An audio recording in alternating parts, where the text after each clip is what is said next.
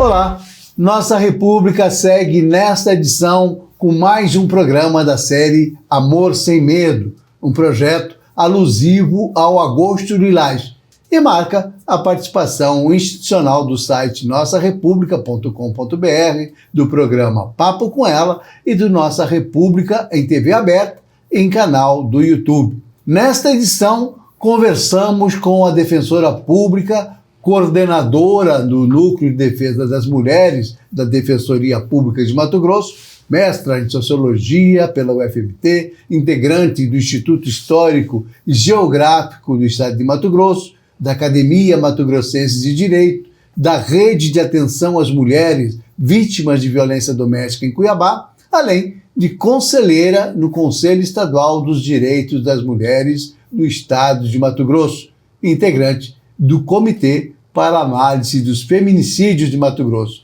Nós vamos falar com a defensora Rosana Leite. Defensora Rosana Leite, seja muito bem-vinda à nossa República. Muito obrigado por ter aceitado o nosso convite para bater um papo sobre esse tema tão relevante. Eu é que agradeço, parabéns pelo projeto. Muito importante falar desse projeto, ter esse projeto justamente no Agosto Lilás. Parabéns. Eu queria começar com uma pergunta, um assunto bem recente, que é o ranking nacional de feminicídios, que Mato Grosso, pelo segundo ano consecutivo, está lá no topo desse ranking nacional. O que acontece com Mato Grosso, com os homens de Mato Grosso? Sim, é muita tristeza falar de um ranking desse. Eu costumo dizer que tem sido um risco para as mulheres estarem em Mato Grosso, porque aqui nós estamos sendo assassinadas por sermos mulheres. Os feminicídios acontecem em razão do ser mulher e menosprezo à condição de mulher dentro do ambiente doméstico familiar ou fora do ambiente doméstico familiar e menosprezo à condição de mulher. Se nós estamos no topo do ranking, realmente Mato Grosso é um lugar de risco para as mulheres.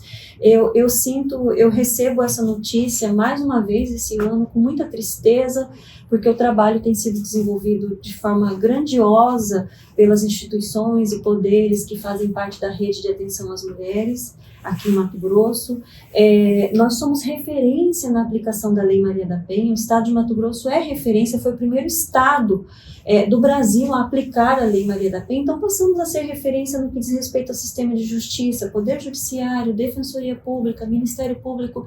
Então é assustador, porque o que acontece? Eu penso que acontece o machismo estrutural aqui dentro e a cultura do estupro, que acabam alimentando o patriarcalismo e fazendo com que as mulheres sejam vítimas dessa violência gritante e também dos feminicídios. Eu vou lhe fazer uma pergunta que eu acho difícil ter uma resposta muito firme, assim, porque realmente depende de muito estudo, etc. Mas tem coisas que parecem evidentes. As razões pelas quais o Estado continua liderando essa estatística teria alguma coisa a ver com essa posição majoritariamente conservadora da sociedade mato-grossense, e aí eu não estou me referindo só a homens e mulheres. Você tem um Mato Grosso muito progressista em algumas áreas, mas na área do comportamento, na área dos costumes, é bastante conservador. Esse conservadorismo talvez seja uma causa para que isso ocorra, com essa violência toda, com esses dados estarrecedores? Eu penso que sim. Eu penso que Mato Grosso é visto, inclusive, por outros estados. Eu participo de comissões nacionais, a Comissão de Promoção e Defesa dos Direitos da Mulher do CONDEG, que é uma comissão que funciona dentro da Defensoria nacionalmente, e eu ouço das outras colegas que Mato Grosso é visto por outros estados como extremamente conservador, e nós tivemos uma situação bastante grave. De 2018 a 2022, teve uma tentativa ainda de desmantelar os direitos humanos no país. Hoje nós vivemos resquícios de tudo isso. Então eu penso sim que o conservadorismo, eu penso que nós precisamos tocar em assuntos não tocados, não falados, assuntos que são tabus, por exemplo, a cultura do estupro dentro de casa. Aliás, para falar na cultura do estupro, Sorriso aparece também liderando os casos de estupro no Brasil.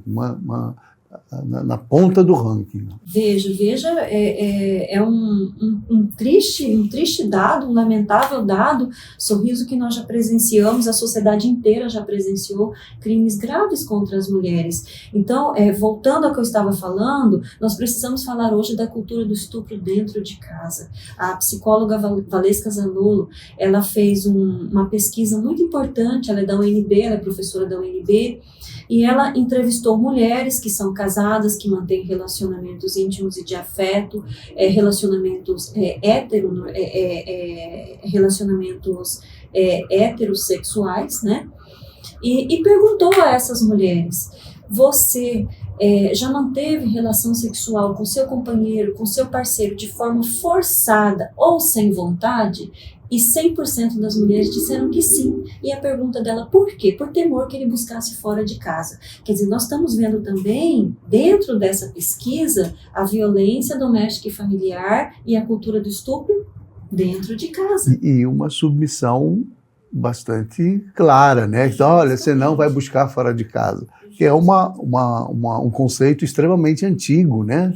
Atrasado, enfim. Justamente. Quer dizer, então, nós precisamos pensar o que vem acontecendo em Mato Grosso. Mato Grosso tem uma média, em relação à média nacional, é muito grande. A média nacional é de 1,4. Aqui em Mato Grosso é de 2,5 por cada 100 mil habitantes, os feminicídios. Quer dizer, isso é quase o dobro. Então, precisamos fazer algo? Precisamos trabalhar principalmente a educação. A Lei Maria da Penha, que é uma lei de vanguarda, que vai completar 19 anos agora, no agosto, conhecido por Agosto Lilás, ela traz a política pública, algumas políticas públicas importantes dentro do artigo 8º, mas até hoje ela não foi cumprida na integralidade. Por exemplo, a educação, trazer para dentro dos currículos escolares a não violência contra a mulher. Isso nós não temos ainda nos currículos escolares. Meu filho pequeno, ele dá aula de código de trânsito, que é ensinado na escola. Nós chegamos nos comércios, encontramos um código do consumidor e da consumidora. Por que não trabalharmos muito mais, trazer mais informações sobre a Lei Maria da Penha, sobre outras normas que fazem parte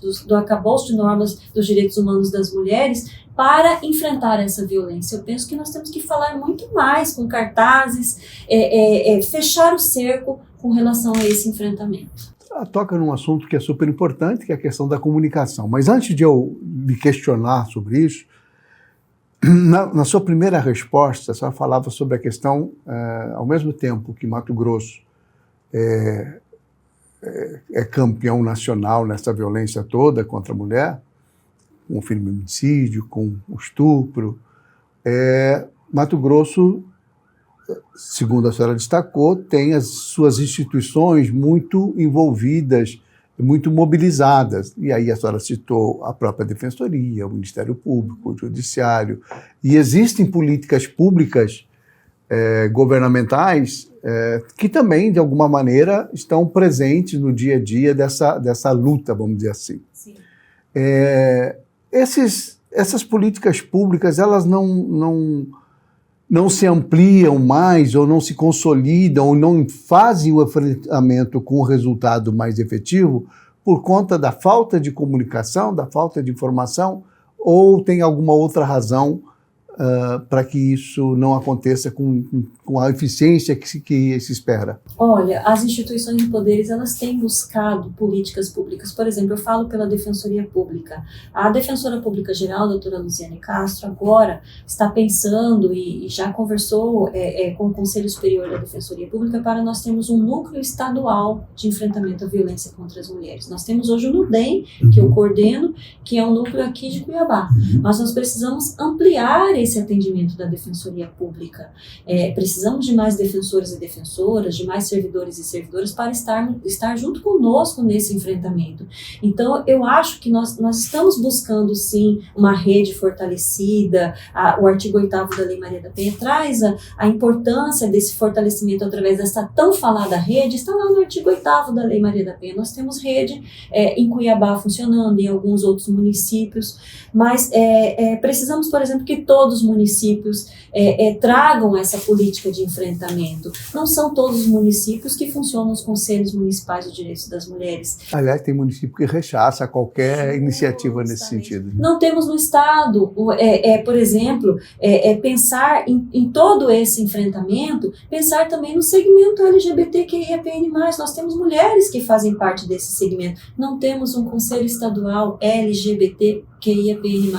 Precisamos de muitas... E, aliás, o nosso legislativo se recusou, né? É bom frisar, porque a Assembleia Legislativa, quer dizer, como um fórum político de representação da sociedade, ela não pode ser só submissa a um pensamento majoritário, mas deve ter uma visão mais ampla do que é certo e do que é errado, né? Me parece que faltou... Já tivemos duas mensagens. Primeiro do ex-governador Pedro Táxi, que encaminhou a mensagem e não conseguiu, foi vetado na Assembleia, e agora tivemos a do governador Mauro Mendes também, que fez também a propositura de um conselho estadual nesse sentido, e que também não conseguiu ser aprovado na Assembleia Legislativa. Então, precisamos pensar em todas as mulheres.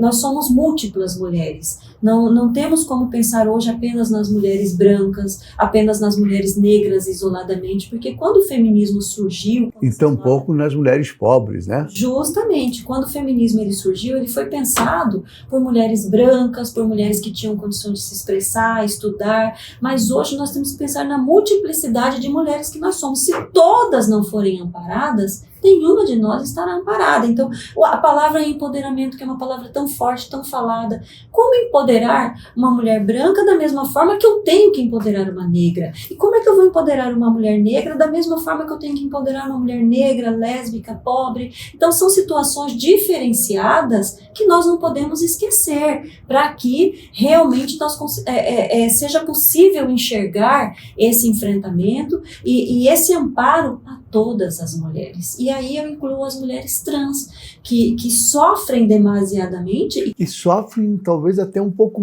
mais por conta dos preconceitos, de todas as situações que envolvem essa temática. Né? Uma média de vida de 35 anos, quer dizer, por conta do quê? Por conta da discriminação, do preconceito, que elas estão adstritas e que elas estão nesse meio que nós mulheres fazemos parte. Então o Estado, os municípios, as instituições e poderes, toda a rede tem que olhar para todo essa gama de mulheres que nós somos. Eu queria... Eu perguntei sobre a questão da comunicação, porque a comunicação tem muito a ver com conhecimento, né? Com a informação difundida e com a formação de um mínimo de conhecimento, né?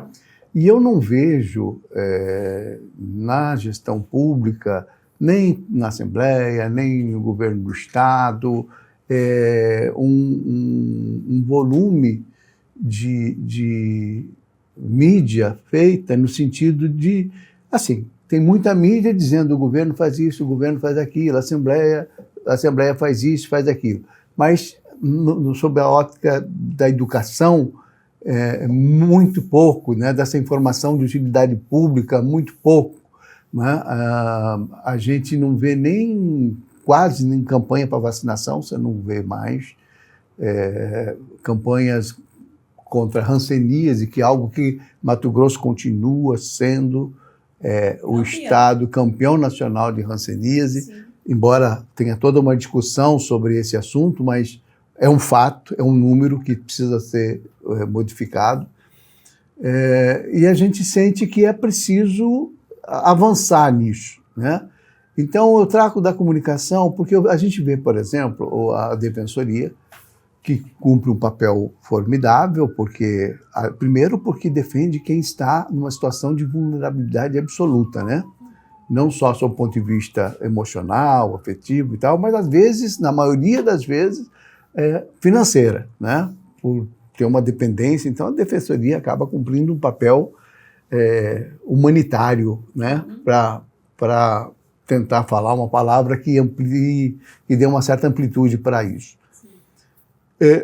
Essa coisa, é possível alguma ação da Defensoria, ou parceria com o Ministério Público, para cobrar dessas instituições seja do Legislativo, seja do Governo do Estado, políticas públicas de comunicação focadas na instrução, e aí vale para a educação nas escolas, vale para uma série de coisas. Não é possível uma ação nesse sentido, ação judicial nesse sentido? Sim, é possível. Essa união é de extrema importância.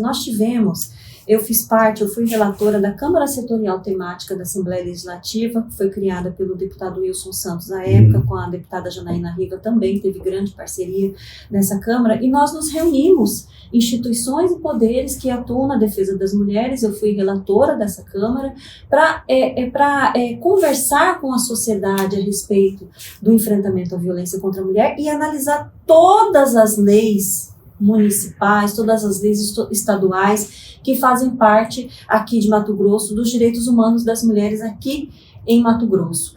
Foi uma Câmara que trouxe muita visibilidade à época. A Procuradoria da Mulher da Assembleia Legislativa surgiu dessa Câmara. Então, precisamos realmente de mais ações, unindo toda a rede nesse sentido. Precisamos da imprensa também. A imprensa presta um trabalho maravilhoso nesse enfrentamento, mas também temos que pensar como tratar do assunto, porque nós temos o efeito Werther. A forma como retrata pode ser uma forma negativa. Pode estimular, né? Pode estimular também. Então, por exemplo, há dias atrás eu estava lendo apaixonado em um meio de comunicação aqui de Mato Grosso, apaixonado, inconformado com o término do relacionamento, comete violência contra a mulher. Não é um apaixonado.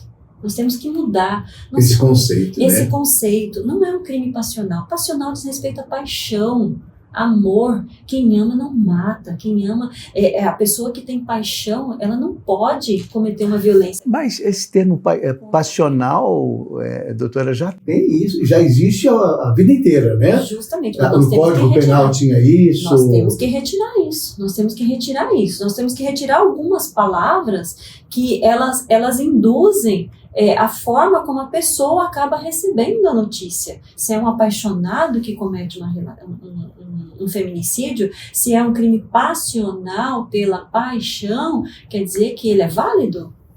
Eu posso lavar minha honra com sangue? Não. Soa como uma desculpa, né? Soa como uma desculpa, é algo que não há motivo para se matar. Então, nós temos que tirar essa forma de tratamento da sociedade até na maneira que nós temos que prestar essa informação. Então, a informação é demasiadamente importante. Uma forma que é retratada a notícia, ela implica muito também em como a sociedade a recebe. Então, nós temos que pensar de toda maneira que nós trazemos essa informação. Mas esse é um problema que eu acho que pode ser resolvido de uma forma mais prática, né? Sim.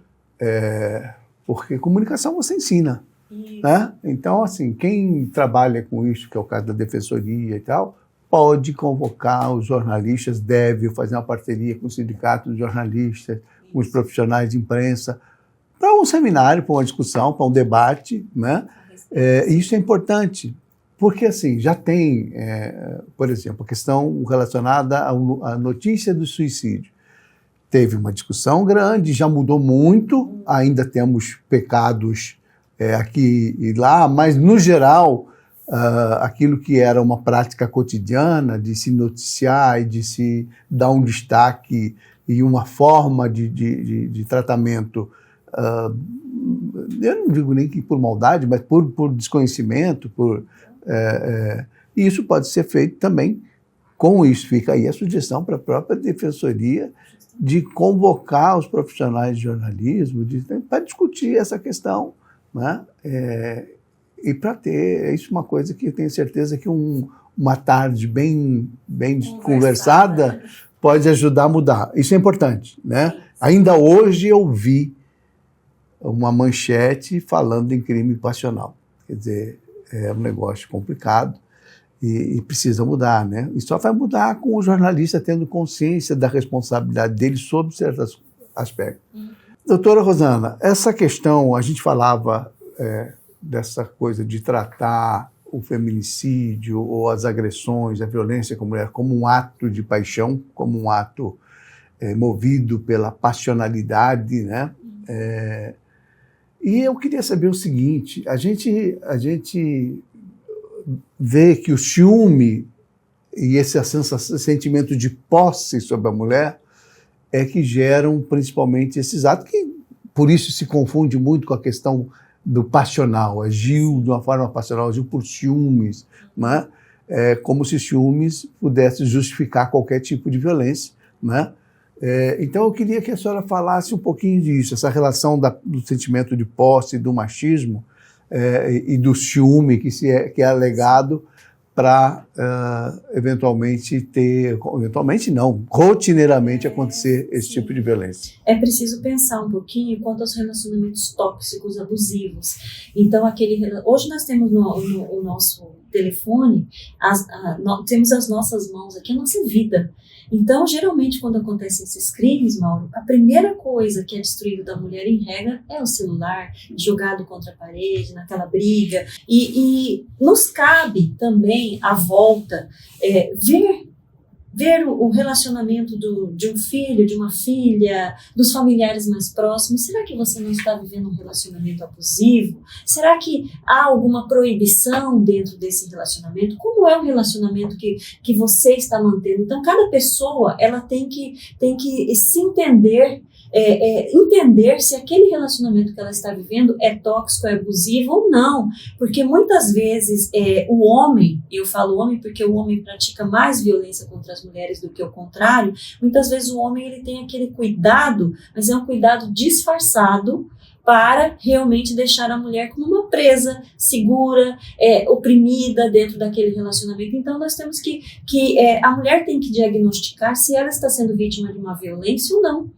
Nunca naturalizar, nunca pensar a minha mãe passou, a minha avó passou, minha tia passou, isso é normal, não. Os feminicídios eles acontecem após delitos, após violências, entre aspas, menores. Então, geralmente, ele é anunciado, por isso que o feminicídio é anunciado. E por isso que ele é tão grave. Se ele é anunciado, como nós não estamos conseguindo conter esse feminicídio dentro do Estado? Como nós não estamos conseguindo conter a violência contra a mulher se ela é anunciada? Desde o advento da Lei Maria da Penha, que as brigas, a violência contra a mulher não é obrigação da família extirpar, mas sim do Estado. Então, quando nós falamos do ciúme, desse sentimento tão abjeto, que realmente ele não faz violência, ele não traz violência, ele potencializa a violência. A pessoa já é violenta. O álcool potencializa a violência, o uso de substância entorpecente também, a pandemia, porque ficaram presos dentro de casa, também potencializou. Não criou agressores. O ciúme não cria agressor. O agressor, ele já existe. Em algum momento ele vai se manifestar. Essa violência vai aflorar. Ela vai aflorar em algum momento. Durante a pandemia ela aflorou muito, né? Então, porque a mulher às vezes ela já estava no ciclo da violência ou ela se descobriu no ciclo da violência dentro do período pandêmico. Então nós temos que pensar...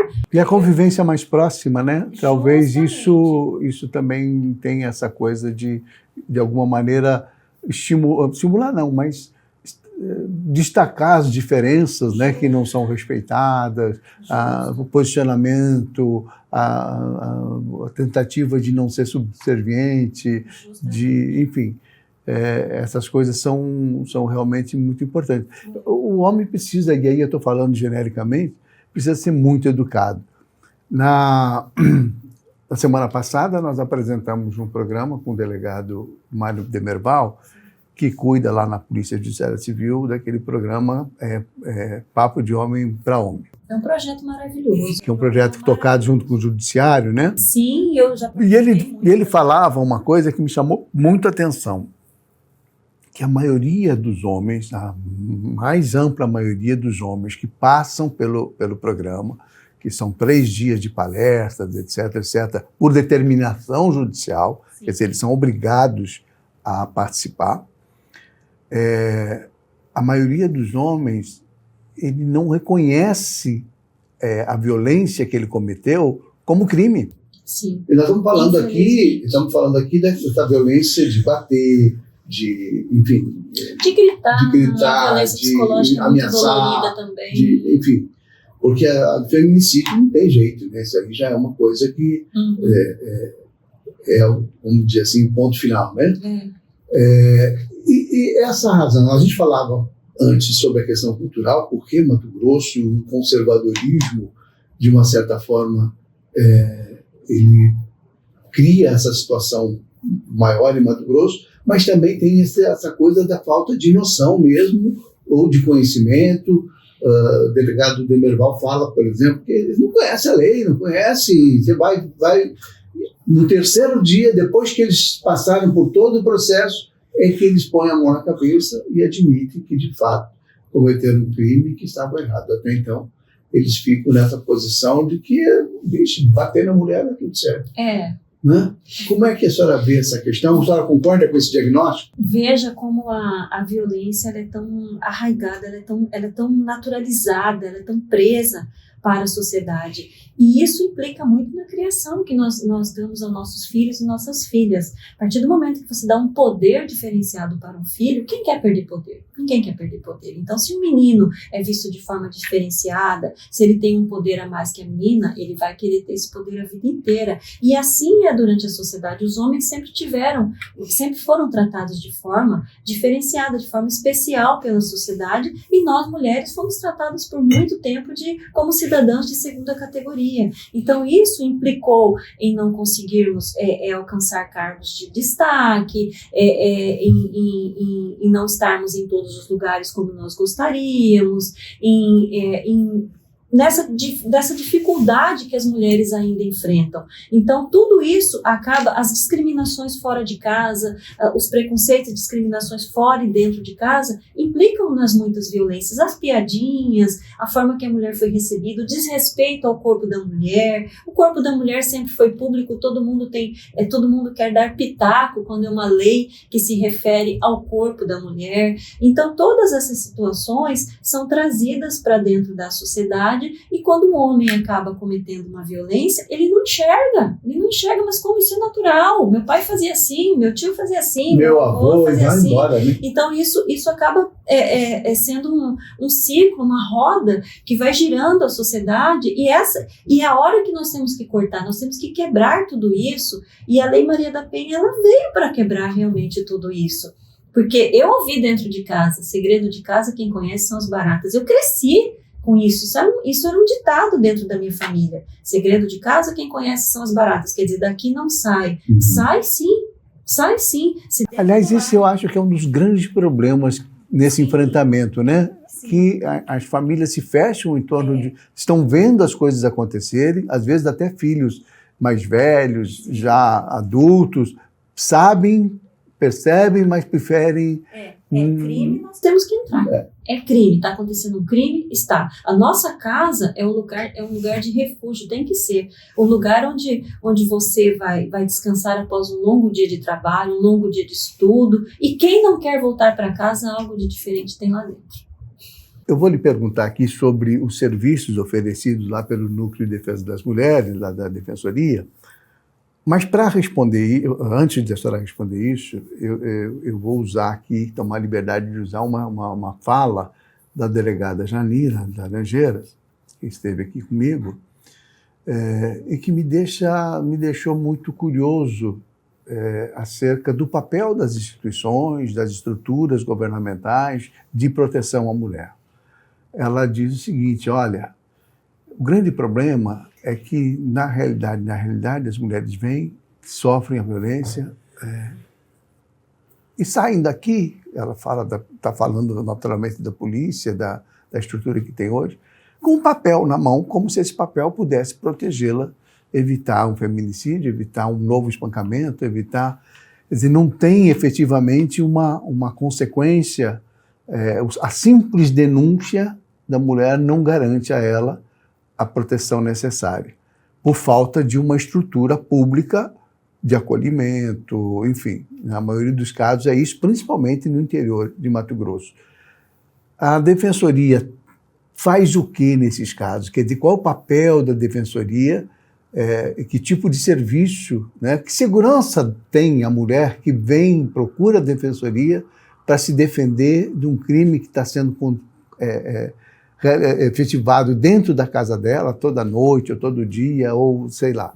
Enfim, e ela resolve, chegou, eu quero me livrar disso. Como é que ela faz? Olha, a Lei Maria da Penha, ela nasceu para ser efetiva e eficaz. Ela nasceu para aqueles casos mais difíceis, onde a mulher tem grande medo, e nasceu também para aqueles casos onde ela não tem muito medo, mas ela já se reconheceu como vítima. Isso é claro. E a delegada Janira disse que a mulher sai com papel, uma medida protetiva. Sim, ela sai com uma medida protetiva. Essa medida, ela tem garantido a integridade física de muitas mulheres, tem garantido a vida de muitas mulheres, mas nós temos que saber se a medida está sendo cumprida. Por que a violência doméstica familiar é tão grave? Porque justamente acontece com uma pessoa que conhece os passos da vítima. O agressor, ele conhece os passos da vítima, ele sabe onde encontrar, ele sabe onde ela mora, ele sabe onde a família mora, ele sabe o mercado que ela frequenta, ele sabe os locais que ela frequenta. Então, entre aspas, ela é uma presa fácil daquele homem, daquela pessoa que está praticando a violência contra ela.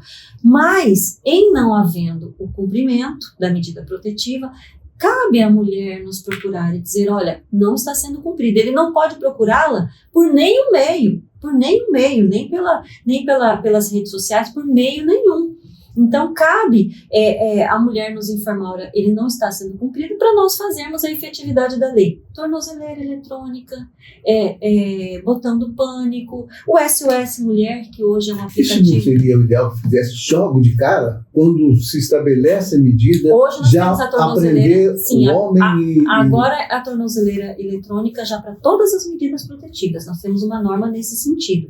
E a última razão do sistema, se ele insiste em não cumprir a medida protetiva, qual é a última razão do sistema? A prisão, que é a última ratio que nós falamos. Mas é o único jeito também de proteger. É a única forma de proteger a mulher. E nesse meio todo entra a Defensoria Pública. A Lei Maria da Penha, ela trouxe a especialização para vários lugares. A ampliação das delegacias especializadas de defesa da mulher, as varas de proteção às mulheres, os núcleos dentro do Ministério Público, e a Defensoria Pública surge com os núcleos especializados por determinação também da Lei Maria da Penha. Então, esse núcleo da Defensoria Pública, o NUDEM, ele foi muito bem recebido pela sociedade e ele existe nacionalmente. Pelo menos todos os estados da federação têm pelo menos um NUDEM, que nós fizemos questão de massificar esse nome para garantir também a historicidade da mulher. Para ela sair de Mato Grosso e saber que ela tem um NUDEM em Mato Grosso do Sul, no Rio de Janeiro, São Paulo, onde ela quiser, tem esse núcleo. E nós ampliamos o atendimento. Nós não atendemos somente violência doméstica e familiar. Nós atendemos a todo e qualquer preconceito, violência, discriminação que as mulheres venham a sofrer. Então, nós atendemos a violência de gênero, que é mais ampla. Então, a mulher pode buscar o núcleo de defesa da mulher para orientação, o NUDEM para orientação, para atuar dentro dos processos.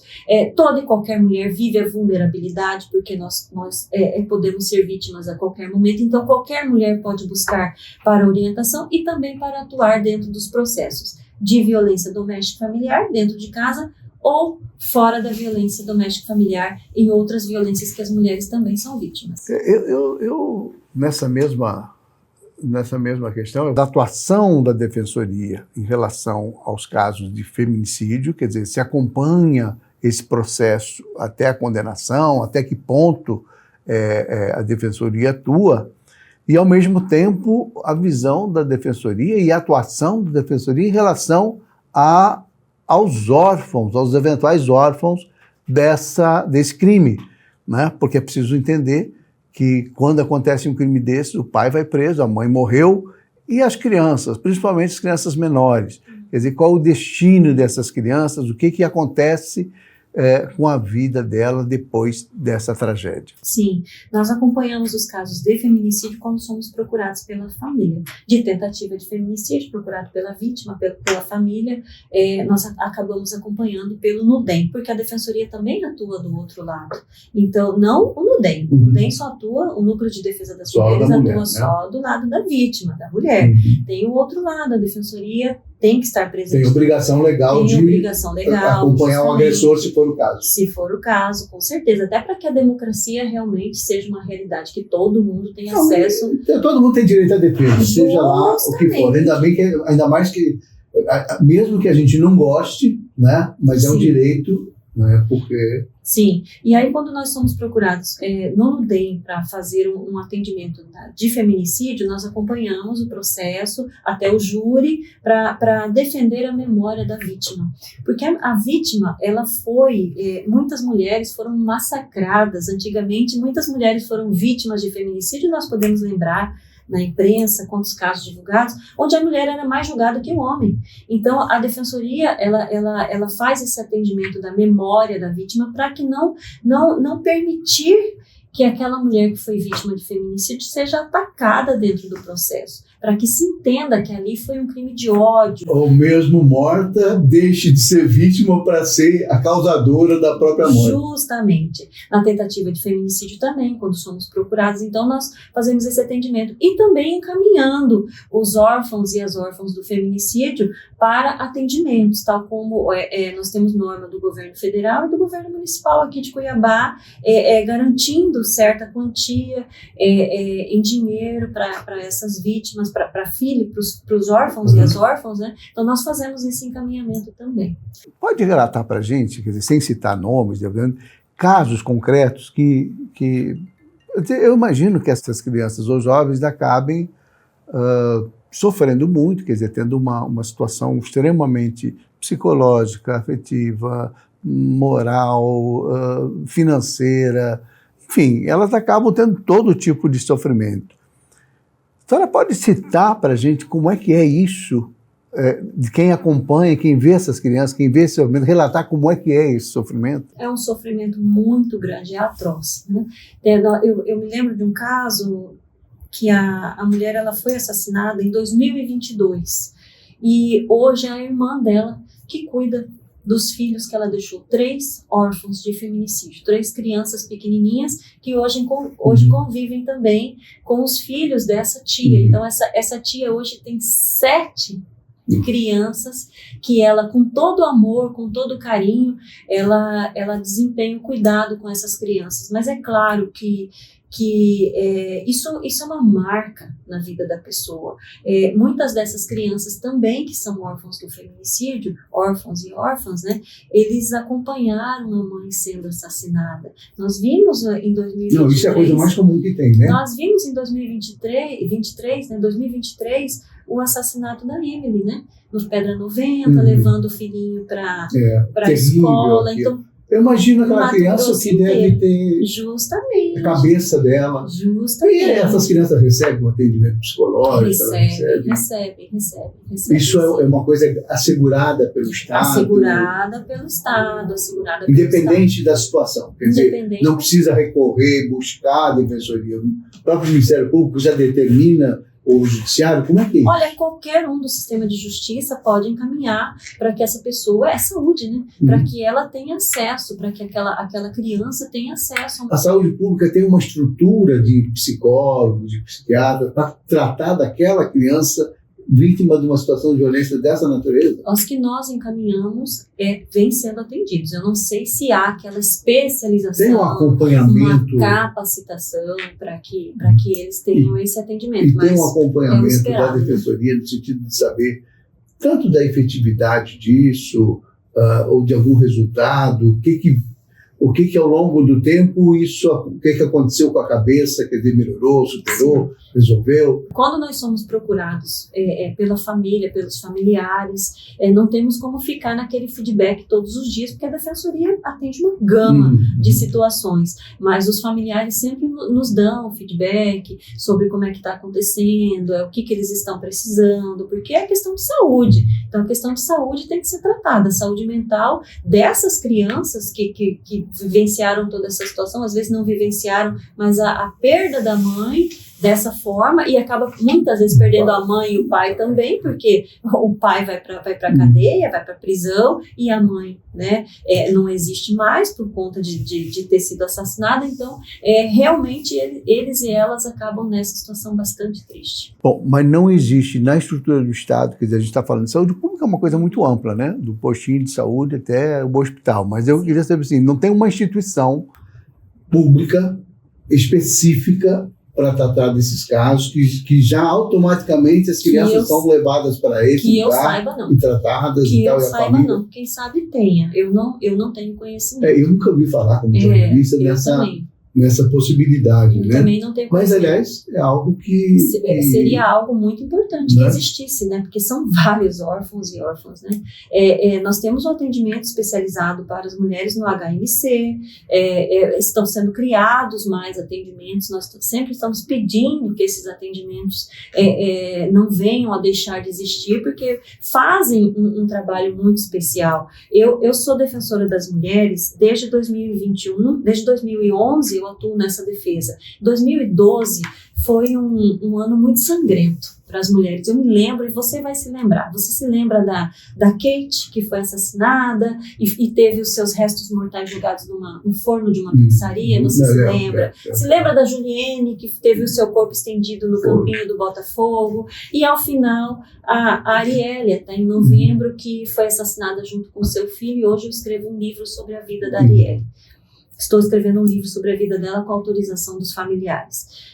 Então, 2012, ele marcou. Quando nós chegamos em 2023, eu vi se repetir 2012.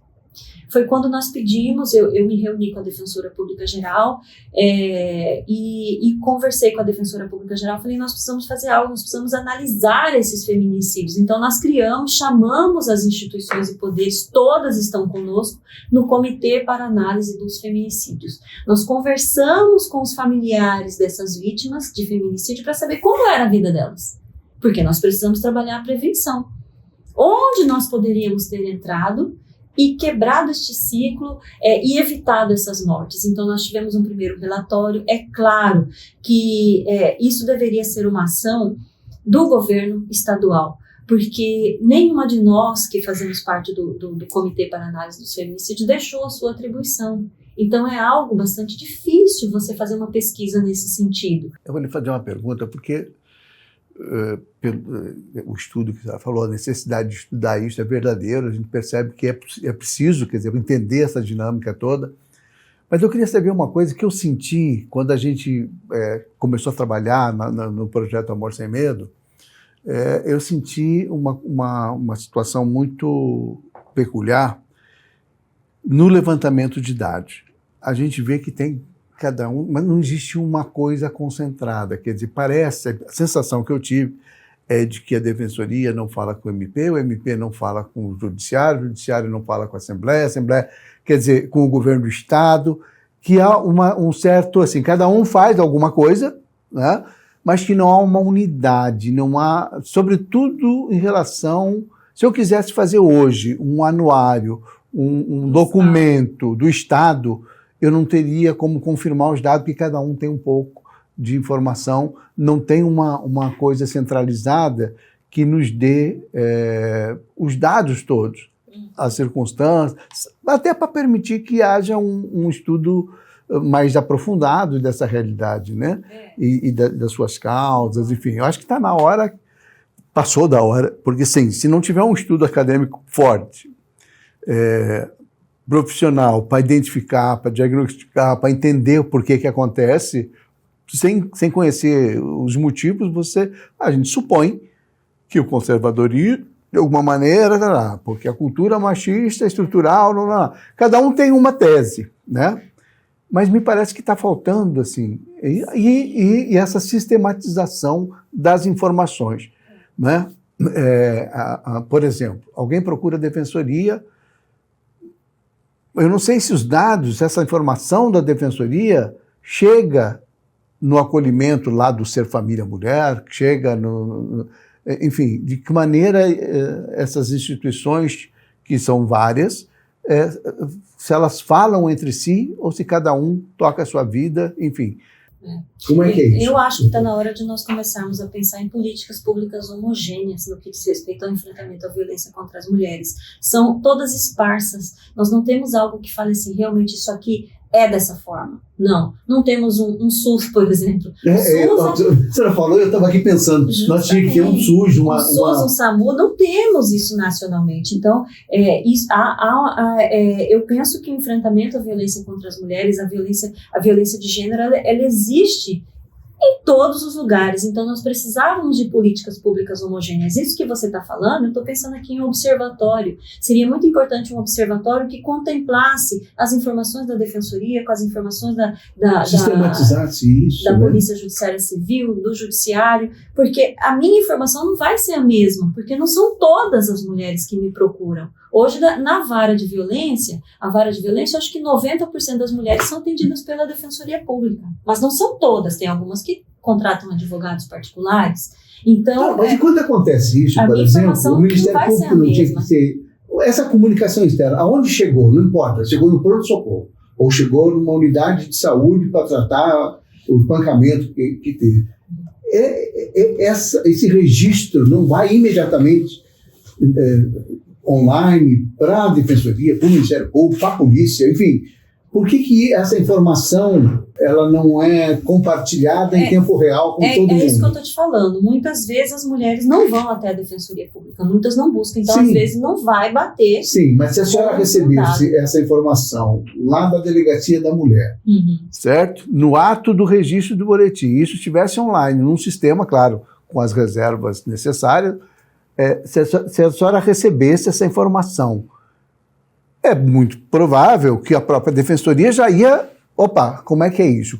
Aonde que eu posso atuar nisso? Ou o Ministério Público... Isso já melhorou muito. Nós temos o PJE. O PJE, a mulher já sai com a medida protetiva direto da delegacia e encaminha para o judiciário. Tudo virtual.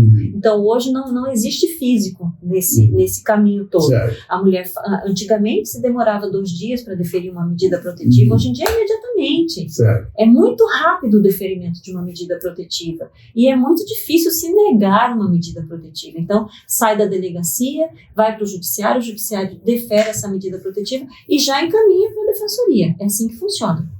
É distribuído ou para a primeira vara. Então já não é tão distante assim, já está quase automatizado no sentido de online, todo mundo saber o que está acontecendo. E o que é de bom em tudo isso é que nós temos uma rede da seguinte forma: se eu preciso do MP, eu tenho rapidamente o contato do MP, tenho o contato da delegacia, eles têm o meu contato, eu tenho o contato do judiciário. Isso é a rede. Porque acontece uma violência contra a mulher, acontece um crime. Desse crime, várias situações à volta acontecem. Então, por isso, a necessidade da rede. Essa rede funciona? Funciona. Funciona porque nós temos um contato um com o outro. E porque há um comprometimento também dos profissionais nesse sentido. Muito grande. Tem que ser institucionalizado, não pode ser pessoal. Senão a Rosana sai da defesa da mulher, como é que fica? Sim. Não, é institucional. Qualquer pessoa que esteja na defesa da mulher, na defensoria, tem que fazer o trabalho. Qualquer pessoa que esteja no judiciário tem que fazer o trabalho, na delegacia, na MP, e assim funciona. E é dessa forma que deve funcionar. Então, eu tenho o contato da Patrulha Maria da Penha, eu preciso imediatamente, eu ligo, eu falo, eu converso. Agora, a estrutura das instituições e poderes, ela realmente precisa melhorar. Porque a Lei Maria da Penha é uma lei de vanguarda, só que nós não tínhamos estrutura para amparar tudo isso, para receber essa lei. Mesmo com 19 anos que vamos fazer agora, ela ainda não é aplicada na integralidade. O Mato Grosso ainda é referência e mesmo assim nós temos esses números, infelizmente. É referência, mas também não tem a defensoria em todas as cidades, não tem... Aliás, às vezes não tem nem policial. Hoje temos a defensoria em todas as cidades, ainda que seja em forma de substituição. Hoje a defensoria chegou em todas as comarcas, mas precisamos de profissionais. É claro, se tivéssemos mais profissionais dentro da defesa da mulher, teríamos outra realidade. Por isso que a Defensora Pública Geral hoje está pensando em ampliar este núcleo. Doutora, a gente está chegando ao fim, infelizmente. A gente tem um tempo limitado, mas é uma conversa importante que a gente deveria poder estar falando isso por horas e horas, que é sempre importante. Eu queria que a senhora deixasse aqui, quer dizer, a sua visão como última palavra aqui em relação ao que precisa ser feito, o que a gente precisa avançar. Claro que ao longo da sua fala e das suas várias respostas, a senhora respondeu a isso, mas sintetizar isso, o que é prioridade nesse momento, principalmente em relação a essa coisa. Quando eu falo a unificação das informações, é porque elas são relevantes no sentido de produzir um diagnóstico Se nós tivéssemos um observatório, qualquer pessoa poderia acessar esses dados. Seria muito bom. Seria muito bom, concordo contigo. E aí a questão da educação, porque não tem jeito, eu acho que se não passar por aí da nossa infância, da educação na família, da educação na escola, isso é uma coisa, né? Enfim, eu lhe dou aí uns minutinhos para a senhora fechar esse nosso papo, que é tão importante. Eu acho que um desafio, que eu sempre digo, um desafio muito grande é respeitar a vivência das mulheres. A sociedade ainda precisa nos respeitar como seres humanos, respeitar tudo que nós passamos, toda a historicidade, saber que, de fato, quando há uma violência contra a mulher, não precisamos de vídeos para externar, não precisamos de áudios para externar, as estatísticas estão a nos mostrar. Então, é muito importante que a sociedade entenda que as mulheres, de fato, são vítimas de violência. É muito importante que as mulheres, quando são vítimas, se reconheçam nessa condição. E o maior desafio que nós precisamos ainda, dar crédito à palavra das mulheres. A sociedade precisa acreditar a palavra das mulheres, precisa entender que nós, de fato, ainda somos vulneráveis, vulnerabilizadas por inúmeras condições, por inúmeras situações. Então, quando uma mulher dá crédito a outra mulher, isso é tão importante para nós. Quando um homem fala, não, eu realmente sei que é uma violência que realmente acontece, é muito importante. Então, a sociedade precisa repensar os seus valores e, de fato, dar crédito a quem precisa. No caso do enfrentamento à violência de gênero, dar crédito à palavra das mulheres. Até porque uma mulher numa situação dessa, numa circunstância dessa, com certeza se sente absolutamente sozinha, né? Sozinha. É uma situação realmente dramática. Com certeza. Nossa República vai ficando por aqui. Até a próxima semana com uma outra entrevista tão importante quanto essa com a doutora Rosana Leite, e tratando ainda sobre a questão da violência contra a mulher. Eu conto com a sua audiência. Até a próxima semana.